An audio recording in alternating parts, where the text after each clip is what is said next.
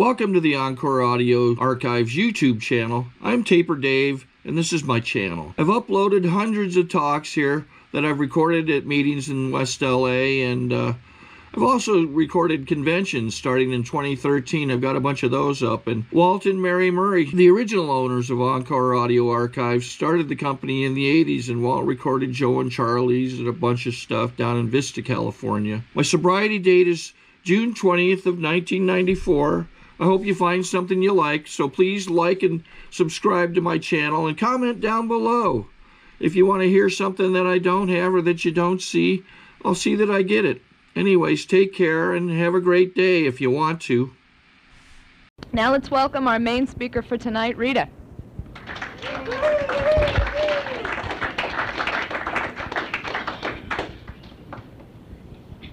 Hi, my name is Rita Rivera, and I am a grateful alcoholic. Hi, Rita. Dear God, please help me be honest to these people here. You know I'm a liar, I do it well, I'm grandiose, and I'm a whole bunch of other things, but let me just carry the message. Let me carry a spiritual message. Now, to the newcomer, this program does work. And it works real well in the first 164 pages of the big book of Alcoholics Anonymous. They told me when I came into this program to change, and they said, change what? They said, change everything. I did that. They told me it was that first drink that would get me. I didn't understand that. Then they told me, go to a meeting. I got dropped off to this meeting. This is the first meeting I ever came to. And I sat there, and there was a woman named Beverly here. She had blonde hair, and I was told to go ask Beverly to be my sponsor. I still don't know what's going on, but I did know this. I did not want to die. I was 44 years of age. I was this big, and I was polka dot. I looked like a leopard, spotted up. Very, very afraid, very done, and I had a spiritual bottom. I was done for. And I seen this thing said, God can, in someone's house, who was a member of this program. And I was so afraid to tell them who I was and what I was and what I was about, because I thought they wouldn't be my friend anymore. I didn't have any associates that were drinking and using. I didn't have lower companionships. I was the lower companionship. See, I'm a fake and a fraud. Big time. I wear a lot of hats. I believe my lie. If I say I'm this, that's who I'm going to be. I'm going to believe it, then I'm going to tell you, and I'm going to see you believed it, so it's really real for me. I'm delusional. Full flight from reality. And when I heard that, I said, that's the reason why I told everybody I was from Hawaii. And I did that for not just a couple of years. I did that over 20 years, telling that. The first time I told it because I wanted to be different. The second time I told it because I began to believe it. And ever since I told it, it was real for me. What are you doing?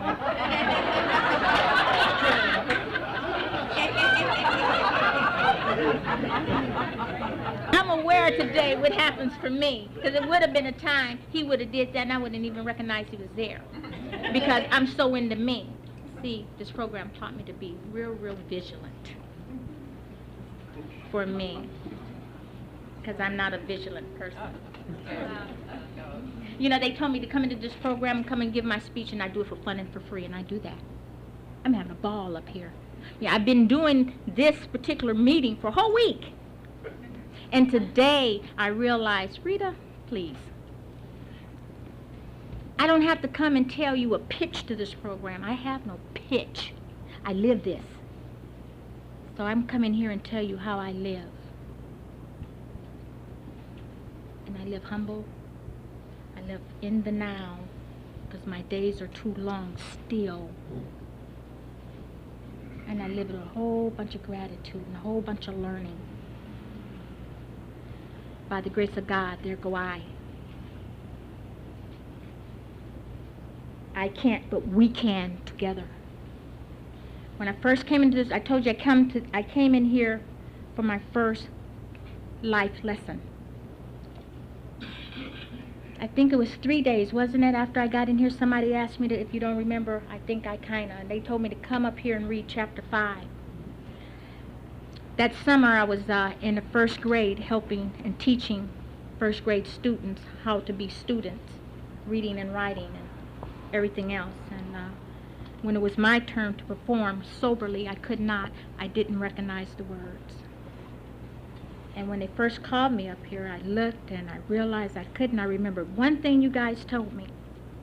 I don't have to do this alone. And what I did, I asked somebody from the audience, come up here and hold my hand. Help me read how it works. Because that's the one, what's the message in, how it works. And the first thing I heard him say, rigorously honest, oh God, please, I don't want to get loaded, I don't want to get drunk, please help me. Then I heard it again, rigorous honesty. So I prayed. I prayed this morning before I got up to come here to talk to anybody. I say, hello God, hit my knees, and God help me not lie. Because I do that for no apparent reason. I like lying. It helps me out. And some are laughing, so that means they relate. But like they say, there's a solution to that. Just don't lie. I have to have God's help for me not to lie. See, it's bigger than me. You know, I tell lies because I don't want to be who I am. I tell lies because I want what you got and don't want you to know that I want what you got. I tell lies because I don't know how to read and I want to read better. I tell lies that I'm something I'm not. I've always been something I really was not. My sister was everything that I am not, and I tried to be like her. But this program taught me, Rita, just be you. You're okay. I sure am. I'm great. My life is good today. There's 12 principles that I have adopted, incorporated into my life. Eddie, look at my purse, and there's a little... see, I didn't come here to entertain you guys, so if you want to get entertained, you better hire some clown, because I'm not going to do that. I come here to give a message. See, my life depended on it. And who I'm talking to only the dying can hear. Okay? So I don't come to play. My sponsor told me about playing. I play too much anyway. There's 12 principles that we live by. I don't know them by heart right now because I'm a little nervous, but I want to give them out to the newcomers, the old-timers, and everybody in the middle. Number 1 is honesty, 2 is hope, 3 is faith, 4 is courage, 5 is integrity, 6 is willingness, 7 is humility, 8 is brother love, 9 is self-discipline, 10 is perseverance, 11 is unity of all life, and 12 is spirit. See, I read that, and I didn't memorize it.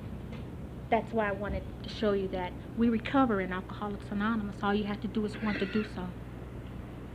I just got a degree in administration of justice. My husband talked about he come from the penitentiary. He got paroled in my care, pretty much. And I was trying to be the police. Go figure that one. You know, things are great. Things are really, really great. I love this man. See, this man came into my life. He talked about just being a friend to me. I wrote a letter. My sponsor had me to write a letter about what was I looking for. First of all, she told me, Rita, before you can have an outside relationship, I was already married 29 years. But she said, Rita, before you can have an outside relationship, you got to have a relationship with God. Then you have to learn how to have a relationship with me. Then you have to learn to have a relationship with the group. Then you might have a relationship with another human being. I did that. I did that 2 years. No relationship. You know how they say you come into these rooms and you listen to what you can hear in these rooms? I could not. I had to listen to my sponsor. I needed to know. They told me, come in here and let one person know you. One person. They say, Rita, you don't have to dance with everybody, but you're going to dance with someone. She said, why not it be me? I do that. See, I surrender. I surrender big time. I surrender a lot. See, I love God. God is my all. The book says we have to smash an ego. I didn't learn that in the rooms. I read it in the books, but I still didn't understand it. How I really got it was working with others. They taught me. They smashed my stuff. And then I had to act like a sober woman with dignity after I'd gotten smashed. That's how I learned. I learned through practice. I can mimic this book. I mean, like a year ago, well, last week, I could paraphrase this book. But I'm not going to come up here and do this to you guys. Most people that know me know that I can do that. I'm good, because I study all the time. That book is my life. My life depends on me knowing that book. And see, what I don't have, I didn't have a remedy or a guide for life. And this is the only thing that's closest than I ever had in my whole life that lets me do a day without hurting me, hurting you, and feeling bad. And it's outlined so clearly throughout the book. The first 164 pages is a design for living. Things beyond that teaches me once I get the design and have a platform, I can do a day. Keys of the kingdom. Tells me clearly that I can have a whole bunch of friends. Long, lasting friends. Further that in the book, it talks about one law, two sins. It talks about the first law, the law of love. And then it talks about the first sin, and the first sin is for me to stop you from growing, and the second sin is to stop me. There's wonderful stuff in this book. Wonderful stuff. I'm the woman on page 33 of the Big Book of Alcoholics Anonymous, the woman who did not drink often nor a lot, but gravely affected. That's me. I used to be in a closet. I spent a lot of hours there. I spent hours from 1 o'clock to 4 o'clock in the morning in the closet alone, having fights, partying, going crazy, thinking rats are going to get me, thinking I'm going to just murder you and not get out my chair. But I've done killed a whole bunch of people who bothered me. So when it was time for me to do my inventory, mostly all my amends were kind of like mystical. I didn't bother nobody. All my stuff was up in here. I was a tough gal up in here, boy. I was tough. And let me think that. I told you earlier when on my pitch, I told you that when I think something, I believe it. And I would believe I'm tough, and I bet you didn't nobody bother me. There was a time I used to go by the name of Coco. Every time I think about that, it makes me laugh. But I was that character. And that character was pretty darn tough. I'd strap guns off and hit the streets.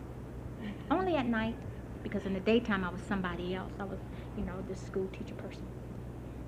Or this person was working in immigration. That's who I was. Very split personality thinking. And this was before I took the drink. I didn't take the drink until 2 weeks before I came into the program. I suffer from alcoholism. See, I had to come to my innermost self. What makes me an alcoholic? Before I can even recover, I gotta know. I gotta know that one. Because that's the one they said I had to say for myself, that I'm an alcoholic, to be one. Can't nobody else say that I am. And what I found out through the book, what an alcoholic is for me, is what happened once I take that first drink. Eddie talked about breaking out. That we have a disease, incurable disease. We have an allergy of the mind. And we break out this allergy. He's right. Most of the time I didn't break out in no drunk. I broke out in lies. I broke out in fights, arguments, thievery, lying, and everything else. Don't always have to be a drunk that we break out into, and I'm talking about the isms. I'm a miracle today. I'm nothing like I used to be. Most of you guys see me walk in here would never know I am crazy as I am until I tell you. You just don't know. But I've recovered from a hopeless state of mind only by the grace of God. I'm such a grateful woman. I remember sitting in these rooms and everybody would come up and just say, "You're going to be okay. You don't have to be alone. You don't have to pick up again." I believed them. See, I was done. I'm done. But I know I'm not exempt. See, this disease is cunning, baffling, and powerful. And without help, there's no hope for me. What I do for my maintenance to stay in a spiritual way, I work with others. I sponsor quite a few women.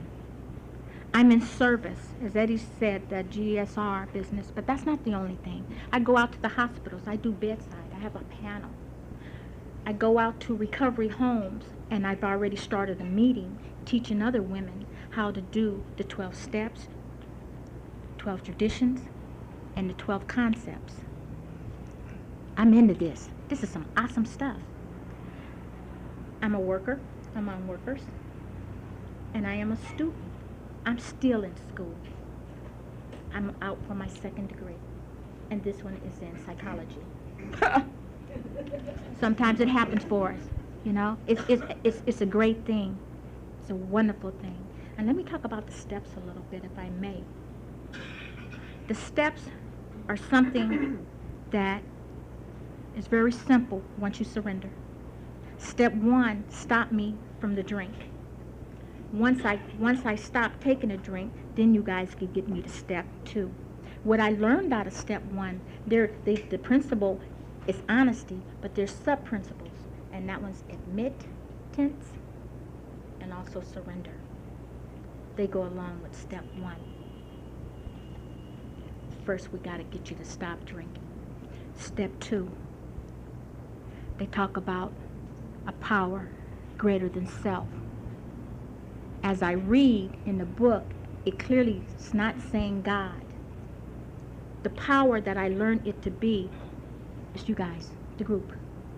A power greater than self restores to sanity. Because when I came in here, I was insane.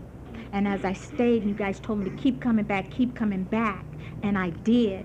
It was the group that brought me back to sanity. Because what they'd had me to do is to feel a part of, because I felt from. They had me to take a coffee commitment, court card commitment. I took a greeting commitment. I had every commitment they had in this meeting. They said, Rita, do 90 meetings in 90 days. I did 281 meetings in 90 days. I was here. I'm done. This is home for me. I love it here. I get to see people coming in, coming out, coming in, coming out. So be it. Because the ones that's coming in and coming out, they surely tells me that's not what I want. They talk about winners and losers in here. I haven't seen that loser yet. But I do know there's winners in here. Because what I do see, even though this person comes in and go out, doesn't make them a loser. Just because this person goes out and drink, he's doing a normal thing. This is what we do. We drink. That's our norm. What it's not, when they talk about we're different from our fellows, that's the part I think they're talking about. Is that where I'm different is that I'm not taking a drink today. That's grace. I thank God right now, by the grace of God, that I ain't drunk. I get to come up here and give the message. Because that's what I've always wanted to do, is be a part of something. I'm a part of something so big and so huge. I can sit back and do nothing, and then I'm still okay. If I had got up here and got stuck, do that, I'm still have done what I was supposed to do. You called, you said come, I suited up, and I showed up. And the only reason why I'm in a suit, because I come out of a program or a group of people, which is called the Pacific Group, teaches us, Rita, you have showed everybody the worst of you, now it's time to show the people the best of you. And this is my best. I'm at my best today. Just my best. I come up and just give you all I have today. I'm giving you my love. I'm giving you my heart. I'm giving you what I believe in that works, and that is the Big Book of Alcoholics Anonymous. I also believe in the directory. If there's any meeting you go to and you don't like and you think you're finding fault about it, there ain't nothing wrong with that meeting. It's all about you. Go find another meeting. Then they talk about the Big Book of Alcoholics Anonymous, more than 164 pages. But if you're anything like me and having a hard time reading, just take the book. If you're working this program of Alcoholics Anonymous, it's not to the quick, it's not to the swift, it's the one who can endure to the end. So therefore, you can take a word by word, one day at a time, and you can get through this book. I'm very big on the literature of Alcoholics Anonymous. There's two pieces of literature I didn't bring today that I'm very, very big on, and that's called illustrations. Remember, you can read, okay? So, what they introduced me to the 12 steps illustrated. I don't have it today. I'm sure this meeting has it. And also the 12 traditions illustrated. some good stuff. Newcomers making a start in AA, read the literature. I know you're too cool to go up to somebody and ask them about it. You know, keep your coolness, it's okay. We'll break you down like a Kmart shotgun, just keep coming back. But those who have problems with sponsorship and firing these people and hiring these people, these are the words I hear. We're not for hire, we're not for fire. We do this for fun and for free. A person like me, I'd rather not work with your ass. You understand? Because I'm selfish. But by the grace of God, I've changed. I'm nothing like I used to be. I work with a lot of people, and I make them read this book 2 times before they come to me and work with me. Because if you balk, you walk. Bottom line, I don't have no time for it. And I hope a lot of people aren't like me. Give other people a chance. And I'm also big on this is AA. Don't make no mistakes. You know, I buy the whole package of Alcoholics Anonymous. I didn't come in here to change Alcoholics Anonymous. Alcoholics Anonymous has changed me. It's coming from the book. They talk about opinions around here. I'm not going to give you none because my sponsor told me clearly, Rita, you don't have no opinions, just like you don't have no butt. So, you know, it's okay. There's also another piece of literature is real good. They're talking about this as a meeting away from meetings. Okay, whatever, you know, you go for that if you want. But it's some good reading in here. Very, very good reading. You know, real good stuff. Let's go back to the steps again. I stopped at 2, and I'll bring us up to 3. The third step for me is turning my will and my care over to the care of God. It was very, very easy for me. When it was time for me to do that step, I was so excited. All I had to do was read pages 60 to 63 for 3 weeks. Because she said the thing I had to do, the key word is to make a decision. And I had already made my decision. She said, no, Rita, it's not that simple. She said, what you're going to do is make a real decision. Not a flighty one, not a fleeting thought of a decision. Because once I turn my will over to care of God, that little towel they say they throw in and take back, that's not going to happen for me. So make it real clear what I want to do. So what she had me to do, she had me to write out, who is my God? What is my God to me? So you know how they say you take a God of your understanding? I understand my God. I already wrote about him. Know who he is. I know what he'll do and what he's going to do. Because I have a relationship with my God. And it took paper to do that. Because I can have a whole bunch of ideas what he's going to do. And as soon as he failed me, that son of a... But it's not like that. I'll give you a little story why it's not. I went out to... I took a test for the youth authorities, and I passed it. And we had to fill out an application, and Eddie clearly told you that he was on parole, and he had a jail background, and I didn't want to use him. My sponsor told me to be honest on everything. But I said, God, they don't know I'm married, I ain't going to use it. I didn't use it. Then the program kicked in, and I called him back and wrote a letter, and we said, yes, I'm married. And I'm married to a con. So they let me go through everything. I went through the physical, the medical, and the psychological interviews, the whole 9 yards, and sent me a letter, and they told me I'm in question. My integrity is in question. I'm a liar. Why did I get mad at God? I said, God, all that I've done for you, I've done everything right. They said, seek you out, now get it. All is possible through you. And when I read the letter, I had 2 of my sponsors in the house, and I said, you guys got to go. Go on and go. Because I don't hide from them either. I let them know I'm human. I have no image. I'm a frightened little person that gets flipped around just like everybody else that I can see. I went upstairs to the 2nd bedroom and got in the corner, slid the wall, and hit the ground. And tucked my head between my legs. I was broke, spiritually broke. 7 years in sobriety. Wanted to die. First of all, because I didn't get what I wanted. Second of all, because I thought I had something coming. And third of all, I'm just selfish like that. So, my husband come up there and says, get ready to go to a meeting. I said, no. He said, you're getting up and going to a meeting. Program kicks in again. I got up and got up. We got in the car. Sponsors, they didn't leave. They stayed. We got in the car, and he says, okay. Since he was a speaker, he says, you're going to read chapter 5. I didn't want to do that. I didn't want nothing to do with Alcoholics Anonymous. But then again, they teach us about practicing. And if you practice this stuff enough, it will come automatic, believe it or not. Once again, the program kicked in. I didn't tell him I would read it, but when he called my name, I got up there and read, and I cried. People from the audience came up and said, Rita, what's the matter? And I told them, this is how the program worked. I didn't even have to do that alone. I didn't even know it.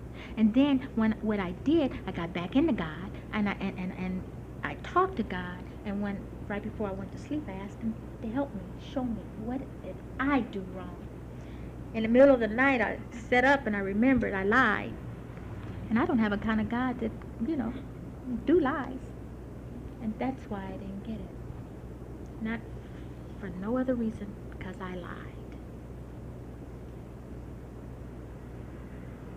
So I went out and I went to another agency, which is juvenile. So I already got the degree and stuff. I got the knowledge. All I had to do was get in, before my age kicked me out. And I did it right this time. And all I'm doing is waiting. No lies, no nothing. So I don't have to fear that again. See, I learned, too, in Alcoholics Anonymous.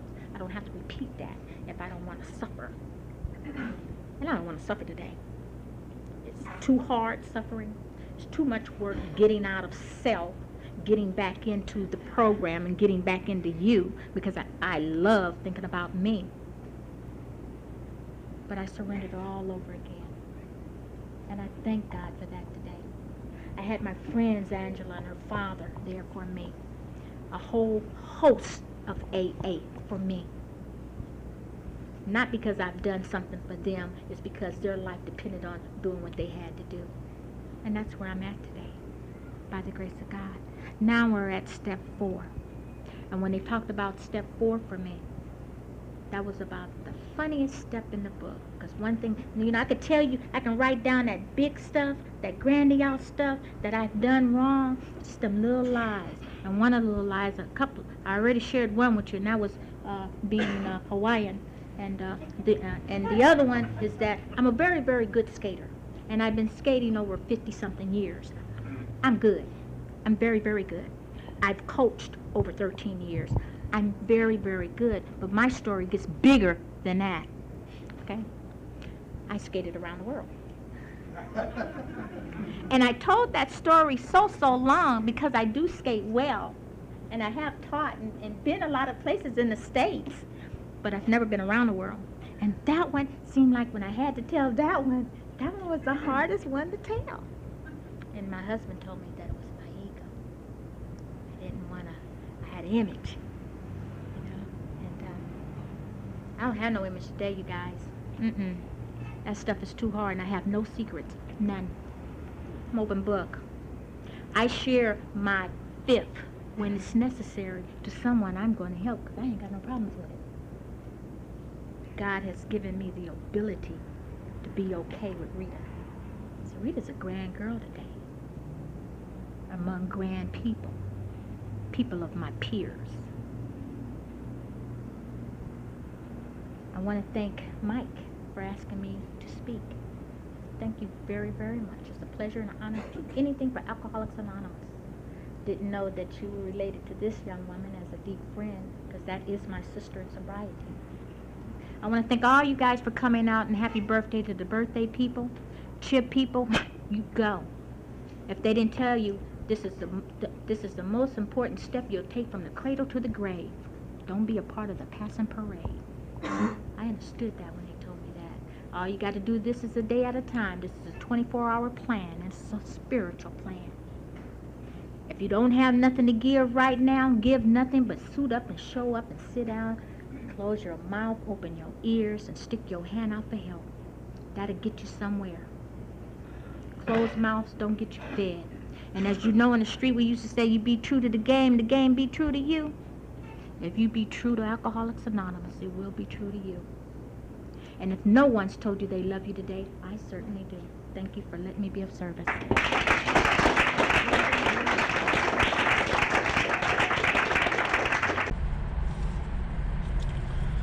Okay, this is how I prepare my drone for launching. I like to do it inside the cab of my truck so I'm not standing outside in the weather. To install the joysticks for control, up and down, right and left, powered on. I have an Android phone that I use to connect it to the drone with. And it's actually controlled through the iPhone, through an app. Oops, wrong way. It's actually controlled through the iPhone, or through this Android phone, through the app. It's actually controlled through the Android phone, through an app, and you connect it through this short connection right here.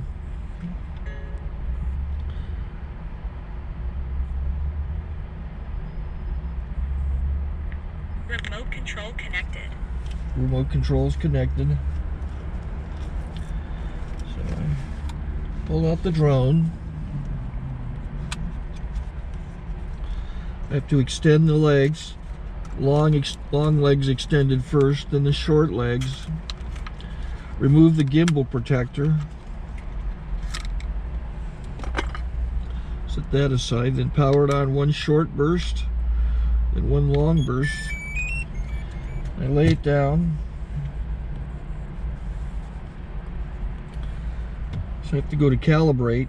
So the drone's not connected yet. It shows you here as this drone gets disconnected, even though the remote's powered on. So the drone has to establish it's connected.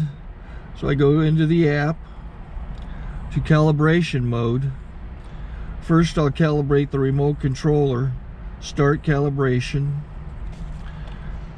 Out, in, oop, out, in, up, down, and then this little wheel is to control the gimbal. So it's calibrated. Go to gimbal calibration, start calibration, and then it calibrates the gimbal. I don't know if that shows up. The gimbal's moving all over the place. Changes, you can see it on the video.